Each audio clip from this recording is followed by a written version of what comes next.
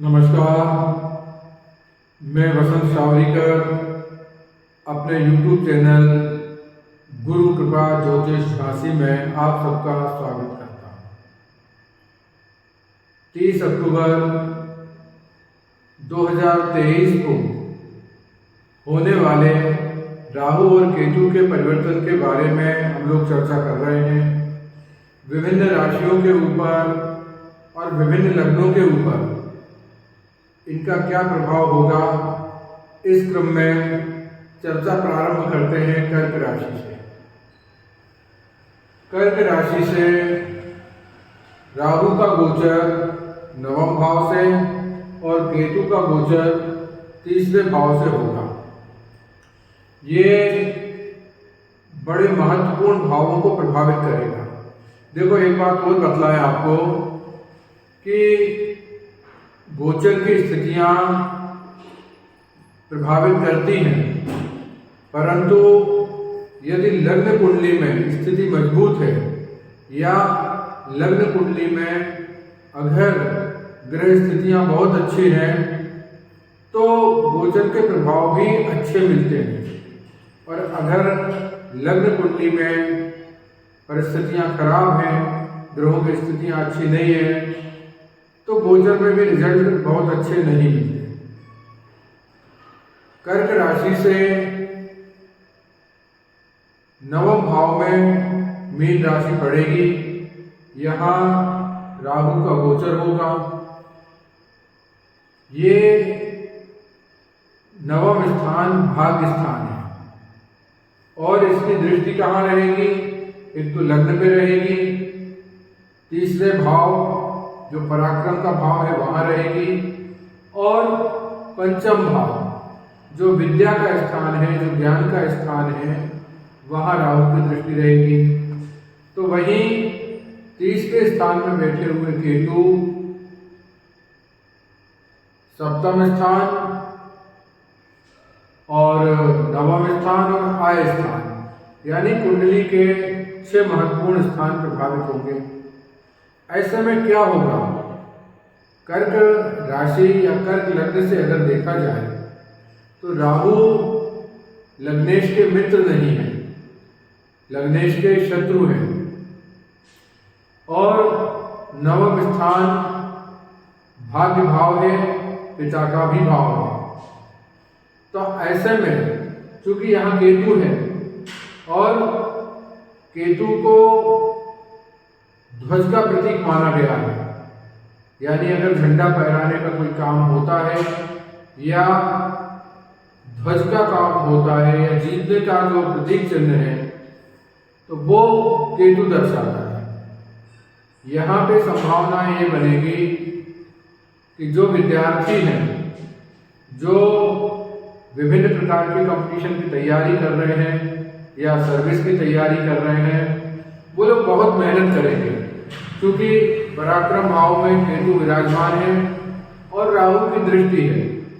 यदि कुंडली में लग्न मजबूत है तो ऐसे लोगों में उत्साह भी रहेगा और अपने पराक्रम की दम पर, अपने मेहनत की दम पर, और जो इन्होंने पढ़ा है, क्योंकि नवम दृष्टि राहु की पंचम भाव पर भी रहेगी, तो जो इन्होंने पढ़ा है, जो इन्होंने सीखा है, उसको कार्य व्यवहार में, जीवन में लाने का समय इनका चल रहा है।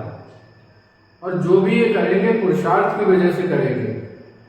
हमने ऐसे लोगों को कहते हुए देखा है जो ये कहते हैं कि भाई हम भाग्य वाग्य कुछ नहीं मानते हैं, हम तो कर्म में भरोसा करते हैं। तो सही मायने में ये जो स्थितियां बनती हैं, ये कर्म में भरोसा करने वाली हैं और इनको कर्म में भरोसा करना ही चाहिए। और अगर इन्होंने वास्तव में बहुत अच्छी मेहनत की तो जो विद्यार्थी वर्ग है या जो विभिन्न प्रकार के कंपटीशन की तैयारी कर रहे हैं, उनको सफलता प्राप्त होने के बहुत ज़्यादा चांसेस रहेंगे, वो भी अपने पुरुषार्थ के बल पर। केतु के कारण सप्तम भाव, नवम भाव और एकादश भाव पुनः प्रभावित होगा। तो तो जब ये लोग मेहनत करेंगे, संघर्ष करेंगे, यदि कुंडली में अनुकूल स्थितियां हैं और ये शादी के योग्य हैं तो उसकी भी संभावना है। इसके अलावा कुल मिला के देखा जाए तो यदि कुंडली में अगर स्थिति अच्छी है, अगर कुंडली में स्थिति अच्छी नहीं है, क्योंकि होता क्या है, केतु ग्रह ऐसा ग्रह है जिसका कहते हैं कि सिर नहीं है, केवल धड़ है। तो इस कारण से क्या होता है कि जिन ग्रहों का प्रभाव इनके ऊपर होता है, उनका कहना चाहिए संगत का असर इनके ऊपर ज्यादा रहता है। कुल मिला के बहुत अच्छा तो नहीं, परंतु हाँ, मेहनत के दम पर, मेहनत के बल पर कर्क राशि या कर्क लग्न वालों का समय अनुकूल रहेगा। आगे चर्चा करते हैं सिंह राशि के बारे में। तो सिंह राशि से या सिंह लग्न से केतु का गोचर दूसरे भाव में और राहु का गोचर अष्टम भाव में होगा। सिंह लग्न या सिंह राशि सूर्य की राशि है और राहु के सूर्य भी मित्र नहीं है, यानी यहाँ चंद्रमा मित्र नहीं थे कर्क राशि में, और यहाँ सूर्य की राशि में सूर्य भी मित्र नहीं है, क्योंकि सूर्य और चंद्रमा को राहु प्रबल शत्रु मानते हैं। और ऐसी स्थिति में जब गोचर अष्टम भाव से होगा तो अष्टम भाव को ज्योतिष शास्त्र में बहुत अच्छा नहीं माना जाता है। फिर भी ऐसे लोगों को आकस्मिक धन लाभ के चांसेस बने रहते हैं, क्योंकि अष्टम स्थान गूढ़ विद्याओं का भी स्थान है और गड़ा हुआ धन से तात्पर्य ये है ऐसा धन जिसकी कल्पना नहीं होती है।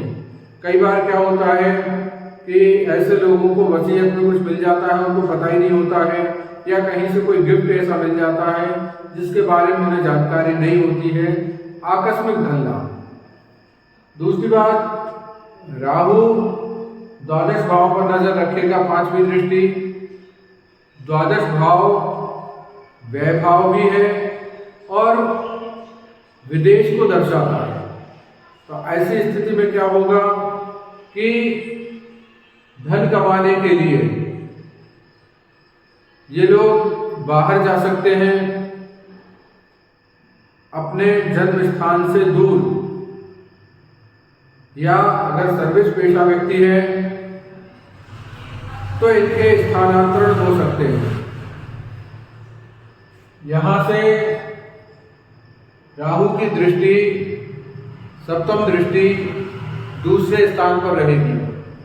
दूसरे स्थान पर केतु ग्रह कन्या राशि में विराजित रहेंगे। दूसरा स्थान धन का भी स्थान है और कुटुंब का भी स्थान है। तो ये धन क्या है? ये धन आय स्थान है, ये स्व उपार्जित धन है, और ये धन ऐसा है जो हमें पूर्वजों से प्राप्त होता है। और यहाँ पर केतु ग्रह का होना, राहु की दृष्टि होना, ये दर्शाता है कि व्यक्ति धन प्राप्ति करने के लिए संघर्ष करेगा और घर परिवार कुटुंब से हो सकता है कि तनाव की स्थितियां भी पैदा हों और परेशानियां भी पैदा हों, क्योंकि यहां संघर्ष भी होगा, आपसे मनमुटाव भी होंगे। परंतु यहाँ राहु अच्छे बुरे की सोच नहीं रखता। वो चाहते हैं कि हमें धन चाहिए तो चाहिए, चाहे उसके लिए कुछ भी करना पड़े। तो यहाँ पे एक बात और है कि केतु ग्रह का होना अच्छा है, क्योंकि केतु भी झंडा गाड़ने वाला ग्रह है। मतलब केतु का जो प्रतीक चिन्ह है वो ध्वज है। तो अगर कोई विचार है तो उसमें सफलता दिलाने का काम करेगा। राहु की जो नवम दृष्टि है वो चतुर्थ स्थान पर रहेगी, और चतुर्थ स्थान सुख का स्थान है, माता का स्थान है। तो ऐसे में सुख में हो सकता है कि थोड़ी कमी आए, क्योंकि चतुर्थ भाव के ऊपर राहु की दृष्टि, क्योंकि राहु एक मायावी ग्रह है और राहु तामसी ग्रह भी है, और राहु एक ऐसा ग्रह है जो असंतुष्ट है, भड़बड़ाता रहता है, भागा दौड़ी करता रहता है। और ये स्थान जो है ये शीतल पवित्र और ठंडा स्थान है, या चंद्रमा का स्थान है, सुकून का स्थान है। तो यहाँ पे राहु का दृष्टि संबंध होना भी ठीक नहीं है। दूसरी बात, केतु वैसे तो केतु धड़ है, परंतु उसकी भी दृष्टियां हैं, और वो यहाँ से छठे स्थान पर दृष्टि शत्रुहंता रोग बनाएगा। अष्टम स्थान, हाँ एक बात और है, अगर केतु पाप ग्रहों से पीड़ित है या पाप दृष्टि में है या ऐसे ग्रहों की युति में है जो लग्नेश के शत्रु हैं, तो ऐसे समय में फोड़े, फुंसियाँ, एलर्जी के रोग और अन्य गंभीर बीमारियां भी यहाँ हो सकती हैं। पर कुल मिला के देखा जाए तो मिला जुला रिजल्ट सिंह राशि वालों को मिलेगा। बहुत अच्छा तो नहीं कह सकते, क्योंकि अष्टम स्थान में राहु होने के कारण इनको अपने स्वास्थ्य का ध्यान रखना चाहिए। दूसरा, यदि अगर कहीं मंगल भी खराब है पत्रिका में, तो ऐसे समय में इन लोगों को वाहन सावधानी पूर्वक चलाना चाहिए, क्योंकि आकस्मिकताओं का द्योतक राहु अष्टम स्थान में है, हो सकता कहीं चोट लग जाए, तो इसलिए सावधानी रखनी चाहिए।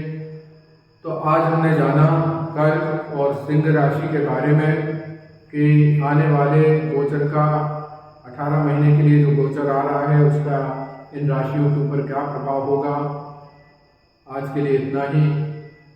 नमस्कार।